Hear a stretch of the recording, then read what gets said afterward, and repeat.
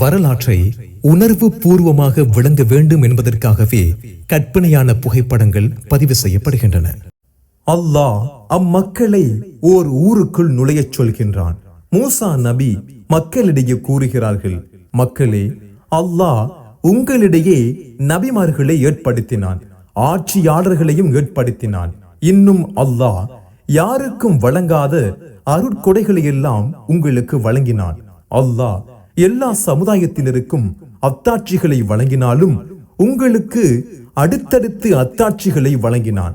ஒரு மனிதருக்கு உயிர் போனால் திரும்ப வராது, ஆனால் அதையும் மீண்டும் உயிர் கொடுத்து உங்களுக்கு காட்டினான். இன்னும் கடலையும் பிளக்க வைத்தான்.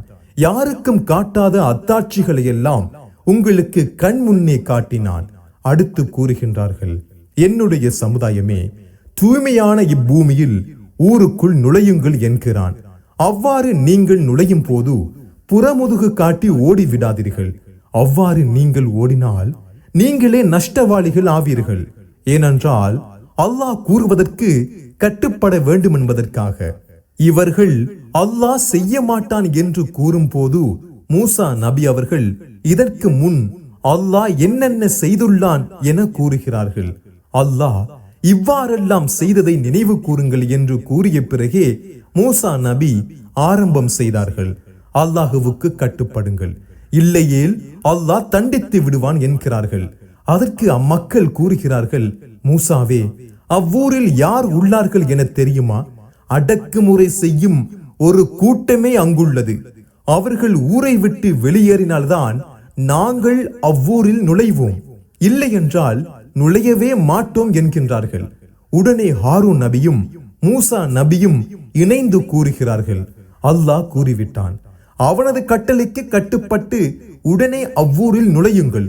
அல்லாஹுவின் மீது நீங்கள் நம்பிக்கை கொண்டு நுழைந்தால் அல்லாஹ் நிச்சயமாக உங்களுக்கு வெற்றி அளிப்பான் என்கின்றார்கள்.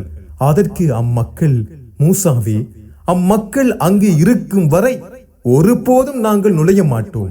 எனவே நீரும் உமது இறைவனும் சேர்ந்து போரிடுங்கள், நாங்கள் இங்கேயே அமர்ந்துள்ளோம் என்றனர். முதலில் மூசா நபி கூறியதை நினைத்து பார்க்காத மக்கள் இரண்டாம் முறையும் நினைத்து பார்க்கவில்லை. உடனே மூசா நபியும் ஹாரூன் நபியும் இறைவனிடம் முறையிடுகிறார்கள். மூசா நபி கூறுகிறார்கள், இறைவா, என்னையும் என் சகோதரனை மட்டுமே என்னால் கட்டுப்படுத்த முடிகிறது. வேறு எவரும் என் பேச்சுக்கு செவி சாய்க்கவில்லை. இப்படி குற்றம் புரியும் மக்களுக்கு நீயே தீர்ப்பெழுதிவிடு என்கிறார்கள்.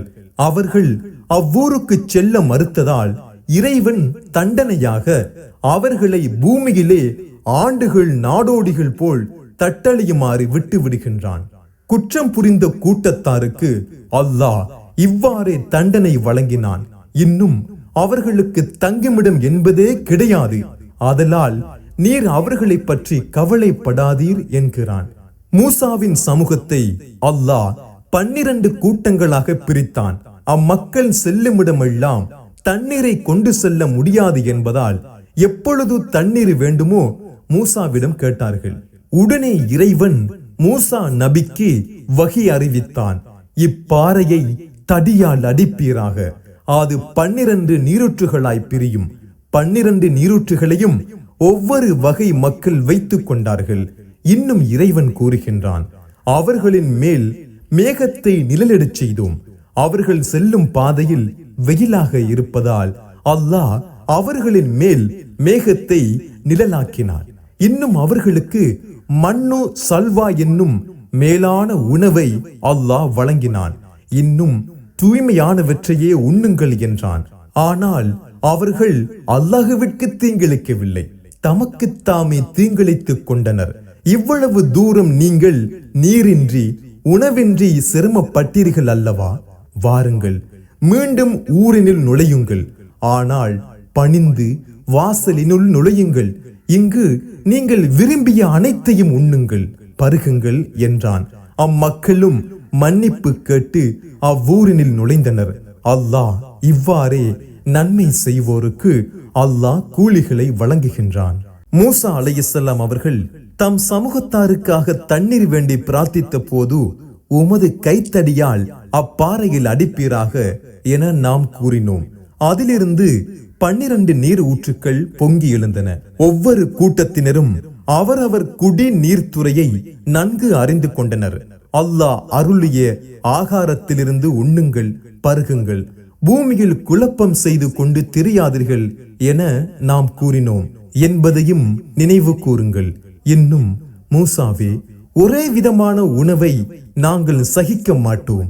ஆதலால் பூமி விளைவிக்கும் அதன் கீரையையும் அதன் வெள்ளரிக்காயையும் அதன் கோதுமையையும் அதன் பருப்பையும் அதன் வெங்காயத்தையும் எங்களுக்கு வெளிப்படுத்தி தருமாறு உன் இறைவனிடம் எங்களுக்காக கோரும் என்று நீங்கள் கூற, நல்லதாக எது இருக்கிறதோ அதற்கு பதிலாக மிக தாழ்வானதை நீங்கள் மாற்றிக்கொள்ள நாடுகிறீர்களா?